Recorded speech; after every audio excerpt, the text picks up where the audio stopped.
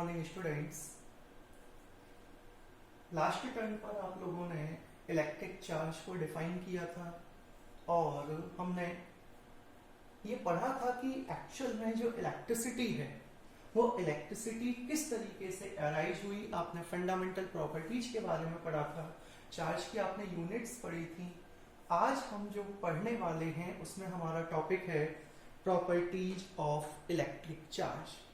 Properties of electric charge में हमें इसकी 5 to 6 या 7 प्रॉपर्टीज हैं, उनके बारे में स्टडी करनी है। तो देखिएगा ध्यान से, सबसे पहले बात आती है कि इलेक्ट्रिक चार्ज की जो प्रॉपर्टी है उसमें सबसे पहली प्रॉपर्टी है चार्ज इज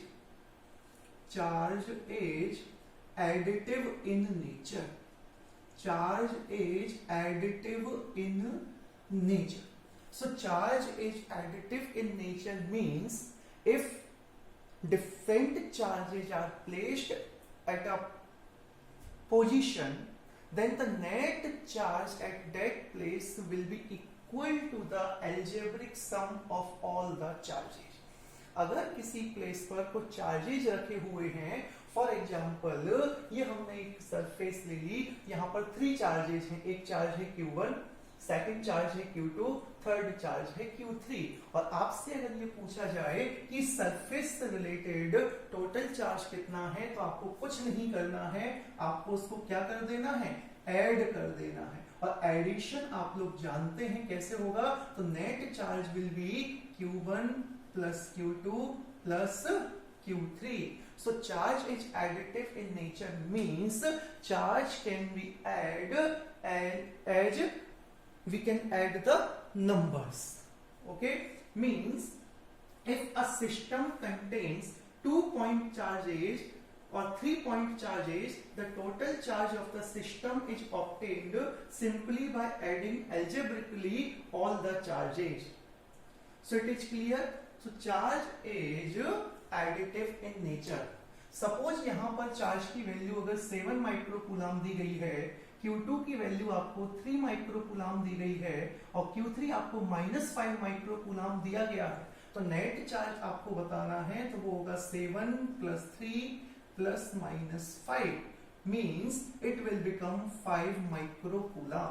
सो जब कभी हम एडिशन प्रॉपर्टी की बात करेंगे तो हमें चार्ज को विद इट्स साइन, उसके साइन के साथ ही लेना होगा। अगर वो पॉजिटिव है तो पॉजिटिव लिखेंगे, अगर वो नेगेटिव है तो नेगेटिव लिखा जाएगा।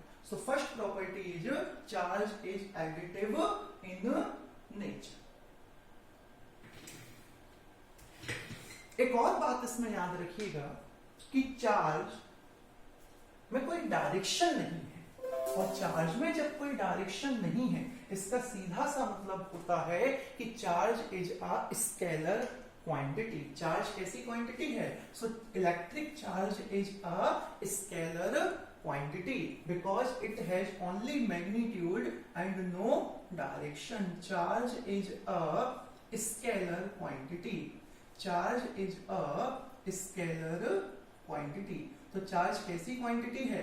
चार्ज स्केलर क्वांटिटी है। चार्ज कैसे ऐड किया जाता है? अलजेब्रिक सम करके हम चार्जेस को ऐड कर सकते हैं। Now the third property is, पहली प्रॉपर्टी है charge is additive in nature, second property है charge is scalar quantity, third property हमारे पास चार्ज इज कंजर्व्ड। ये बहुत इंपॉर्टेंट है, it is most important that the charge is conserved in nature. आप लोगों ने law of conservation of energy पढ़ा है, law of conservation of mass पढ़ा है केमिस्ट्री में, और यहां पर हम पढ़ रहे हैं law of conservation of charge. Means charge can neither be created nor destroyed, only it can transfer from one place to another place, only it can transfer. तो एक प्लेस से आप दूसरे प्लेस पर चार्ज को ट्रांसफर कर सकते हैं। जब कभी हम ड्राई हेयर पर कॉम्ब को रब करते हैं तो हम क्या देखते हैं कि चार्ज का ट्रांसफर होता है, और चार्ज के ट्रांसफर होने पर हेयर कॉम्ब पर एक चार्ज एक्वायर हो जाता है, और जब उसको हम पेपर पीसेस के पास में लाते हैं तो उसी चार्ज के कारण वो उन पेपर पीसेस को क्या कर लेता है, लिफ्ट अप, उन्हें अपनी तरफ अट्रैक्ट कर लेता है। तो पहला पॉइंट आपको याद रखना है, charge is additive in nature. Second point आपको याद रखना है, charge is a scalar quantity. Third आपको याद रखना है, charge is conserved, means charge will be same Q initially equals to Q final, means initial charge हमेशा फाइनल चार्ज के क्या होगा, इक्वल होगा। And the fourth point is charge is always associated with mass. It is most important that charge is always associated with mass. Charge हमेशा मास से जुड़ा हुआ है। अब ये क्या है, ऑलवेज एसोसिएटेड विद मास, इसका क्या मीनिंग है, तो इसका मतलब समझ लीजिए। आप लोगों ने पढ़ा हुआ है कि इलेक्ट्रॉन जो होता है, इस पर मास होता है 9.1 into 10 to the power -31 kg।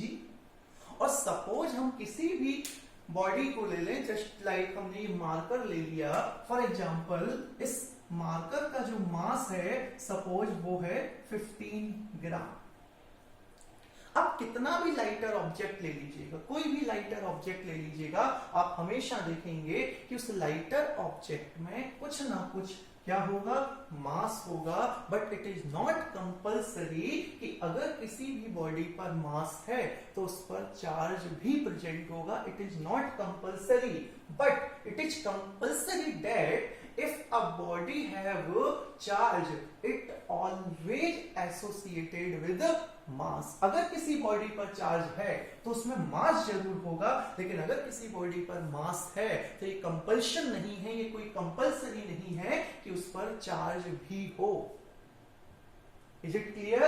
तो यहां पर इलेक्ट्रॉन पर चार्ज होता है आपका 1.602 into 10 to the power -19 coulomb. तो देखिएगा यहां पर इसके पास चार्ज है, लेकिन चार्ज के साथ साथ इलेक्ट्रॉन पर क्या है, मास भी है। मींस इलेक्ट्रॉन या कोई भी ऐसी बॉडी या कोई भी ऐसा पार्टिकल जिस पर चार्ज है तो उस पर मास जरूर होगा, लेकिन ये कंपल्सरी नहीं है कि अगर किसी बॉडी पर मास है तो उस पर चार्ज भी हो। Okay, so the point is charge is always associated with mass. Now move on next point. So the fifth point is charge is invariant. Electric charge is invariant. So charge कैसा है, invariant. So what is the meaning of invariant? So समझिएगा, the numerical value of an elementary charge is independent of velocity. So value of elementary charge,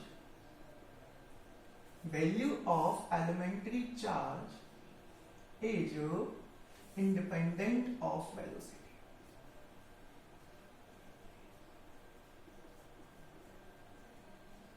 So the value of elementary charge is independent of velocity, means particle पर जो charge है वो charge velocity पर depend नहीं करता है। सो इसी को हमने क्या नाम दिया है, इनवेरिएंट। बट रिमेंबर गाइस कि मास जो होता है वो वेरिएंट होता है।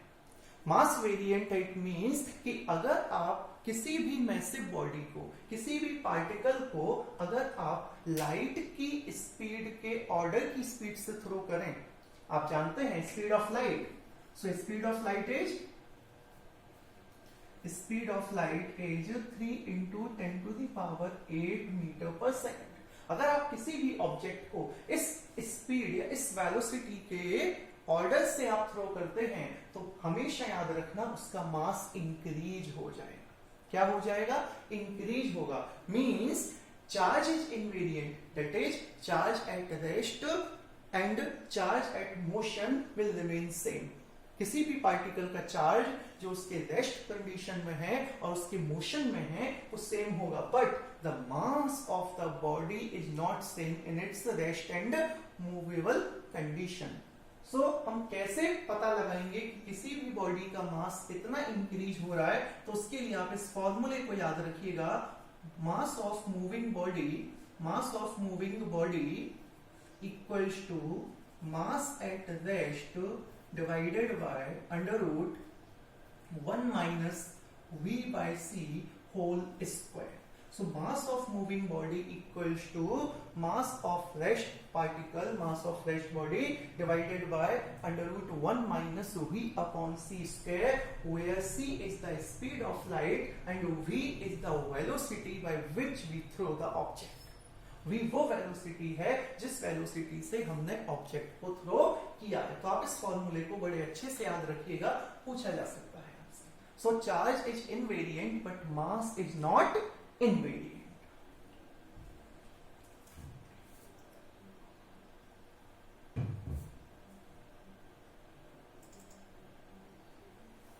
So we can write here that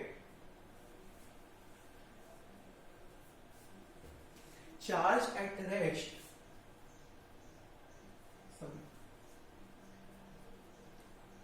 charge at rest equals to charge in motion. Charge at rest equals to charge in motion. So this is called invariant property of charge. So charge कभी भी velocity पर depend नहीं करता है. So first property, charge is additive in nature, means आप simply add कर सकते हैं. Charge is a scalar quantity, means it have only magnitude but no direction. Charge is conserved, means initial and final charge will remain same. Fourth, charge is always associated with mass. And the fifth one is charge is invariant, means value of elementary charge is independent of velocity, means charge at rest equals to charge in motion. But please remember, the mass is variant, that is mass of a body can be changed by velocity. Now the sixth point is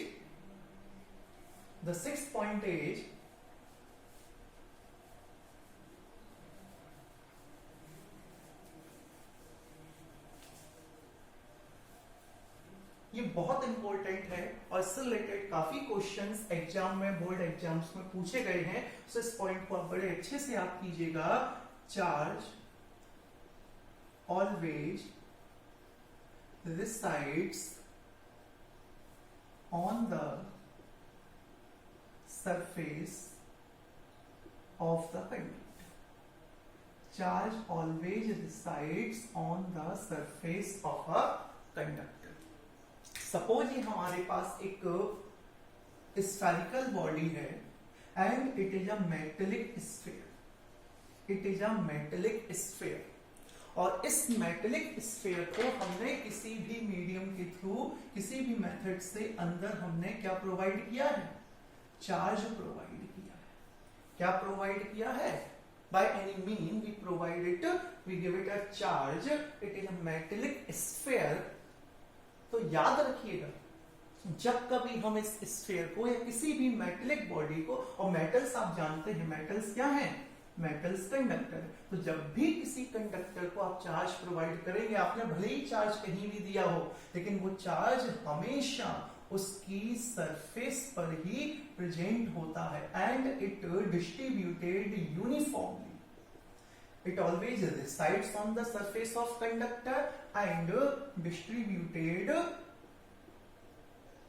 uniformly. Distributed uniformly on the surface. इस word को याद रखिएगा, uniformly. ऐसा नहीं है, कहीं भी भेदभाव नहीं है, सबको बराबर मिलेगा भैया. हर प्लेस पर चार्ज जो है वो इक्वली डिस्ट्रीब्यूट होगा. So charge always resides on the surface of conductor. लेकिन एक और बात यहां देख लीजिएगा कि अगर हम इसी टाइप का कोई एक और स्फेरिकल बॉडी ले लें और ये स्फेरिकल बॉडी नॉन मेटल हो, या फिर आप समझ लीजिएगा कि ये इंसुलेटर हो. क्या हो? इंसुलेटर. और आपने इसको किसी भी मेथड से चार्ज दिया, तो आप जिस प्लेस पर इसे चार्ज प्रोवाइड करेंगे वो चार्ज वहीं रहेगा. वो उसके अंदर भी रह सकता है, उसकी सरफेस पर भी रह सकता है, कहीं भी रह सकता है. यहां चार्ज यूनिफॉर्मली डिस्ट्रीब्यूट नहीं होता है. But in case of metallic conductor, charge always resides on the surface of conductor and distributed uniformly on the surface. तो इस पॉइंट को भी आप बड़े अच्छे से याद रखिए।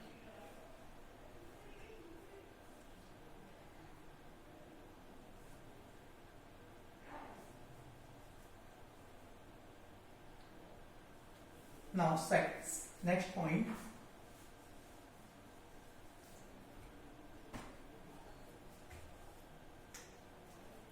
Next point is a charged particle at rest. इस बात को याद रखिएगा, charged particle at rest produces only electric field. जब कभी कोई भी चार्ज पार्टिकल रेस्ट में होगा तो वो हमेशा क्या प्रोड्यूस करेगा? ओनली इलेक्ट्रिक फील्ड को प्रोड्यूस करेगा। एंड अ मूविंग चार्ज, और ये मूविंग चार्ज कैसा होना चाहिए? तो याद रखिएगा, with constant velocity. A moving charge produces both electric and magnetic field. A moving charge produces both electric and magnetic field. So charge at rest produces only electric field. Charge in motion or moving with constant velocity produces both electric and magnetic field. And the next point is an accelerating charged particle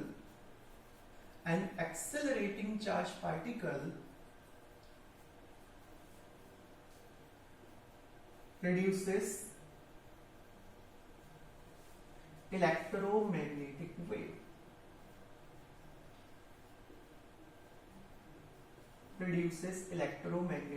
हम short में नहीं कहते हैं, EMW। सो electromagnetic wave कब produce करेगा charge? जब वो accelerating होगा। इलेक्ट्रिक फील्ड कब प्रोड्यूस करेगा? जब वो रेस्ट में होगा। And magnetic field plus electric field कब वो प्रोड्यूस करेगा? जब वो मोशन में होगा। इसके बाद एक और सिंपल सा पॉइंट है जो आप सब जानते हैं, मेरे से अच्छा जानते हैं उस पॉइंट को, कि like charges repels each other while unlike charges attracts each other. Like charges repels each other while unlike charges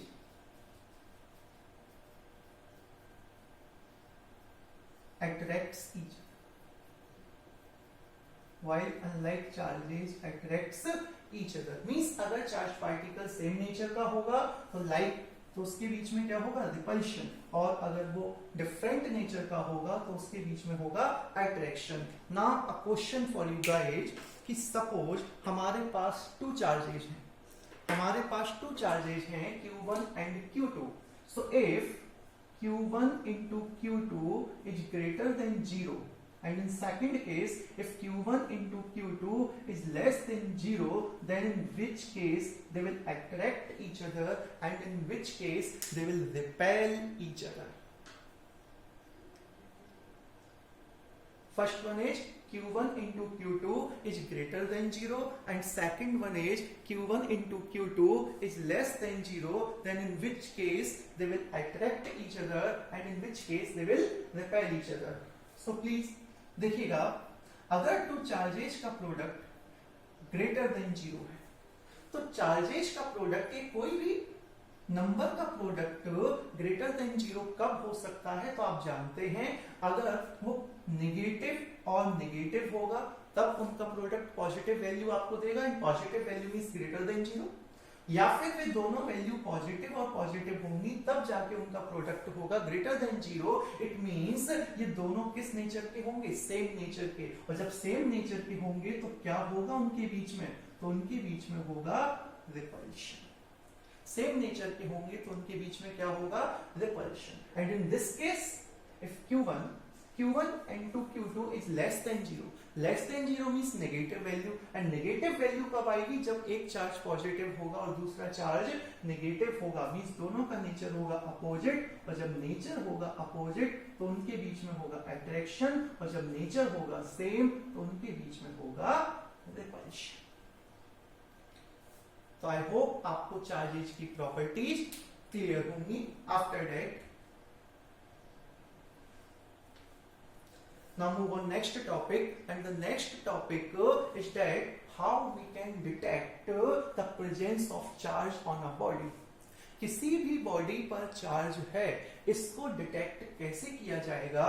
so please remember guys, there is a device called gold leaf electroscope.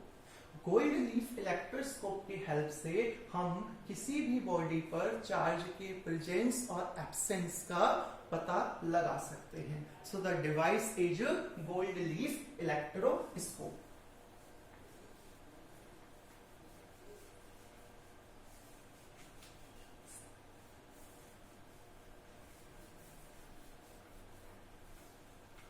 So gold leaf electroscope is used to find the presence of electric charge. Gold leaf electroscope. So what is gold leaf electroscope? तो याद रखिएगा, gold leaf electroscope एक simple apparatus होता है which is used to detect the presence of electric charge. It is used to detect the presence of electric charge. तो इसमें एक metallic rod होगा आपका, ये आपके पास एक मेटेलिक रॉड है,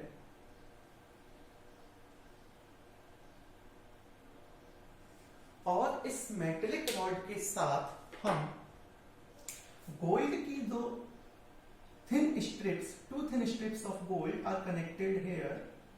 Two thin strips of gold are connected here, and the whole apparatus is enclosed in a container.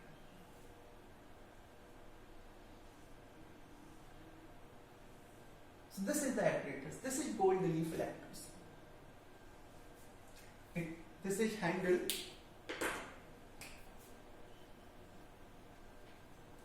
Made up of metal.